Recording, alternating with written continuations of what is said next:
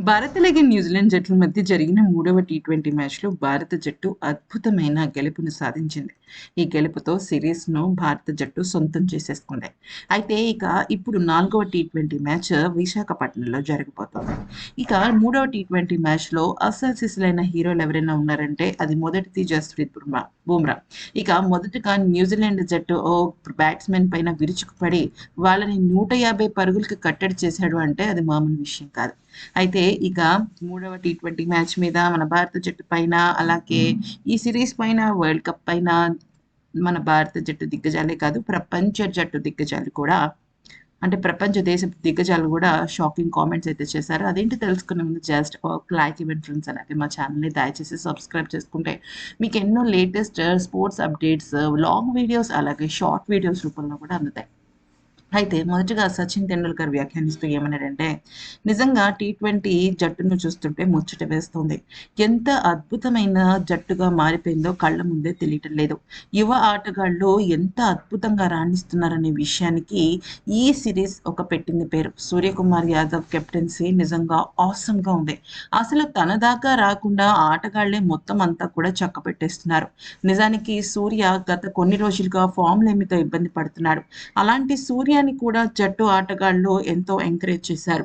అయితే సూర్య బ్యాట్ నుంచి పరుగులు రావాలని జట్టు మొత్తం ఎంతో ఆకాంక్షించింది.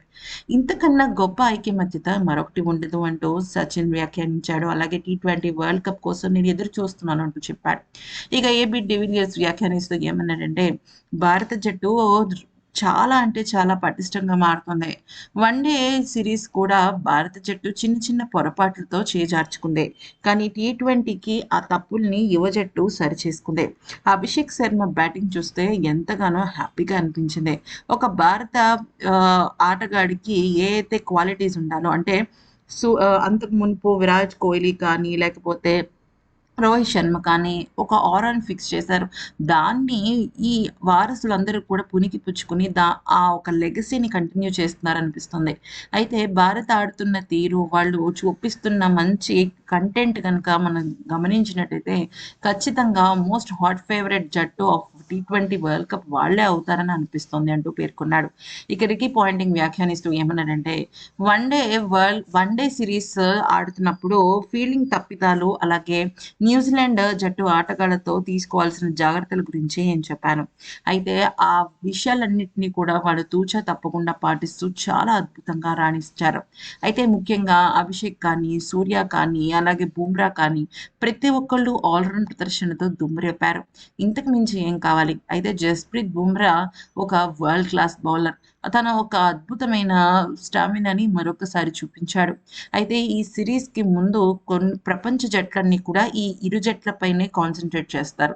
ఎందుకంటే ఇప్పుడు టీ20 వరల్డ్ కప్‌కి వీళ్ళే ప్రధానమైన కాంపిటీటర్స్‌గా మారతారు కాబట్టి, దాంతో ఇప్పుడు ఇంకాస్త జాగ్రత్తగా ఆడాల్సిన సమయం వచ్చింది అంటూ రికీ పాయింటింగ్ వ్యాఖ్యానించగా, కెన్ విలియమ్సన్ మాత్రం ఏమన్నాడంటే, ఖచ్చితంగా నాకు అనిపిస్తున్న విషయం ఏంటంటే భారత జట్టు టీ20 వరల్డ్ కప్‌కి ఎళ్ళిపోతుంది ఫైనల్స్‌కని అనిపిస్తోంది. ఎందుకనంటే ఇక్కడ గనక మనం గమనించినట్టయితే భారత జట్టుకి ఫైనలిస్ట్‌కి వెళ్ళాల్సిన అన్ని అర్హతలు ఉన్నాయి.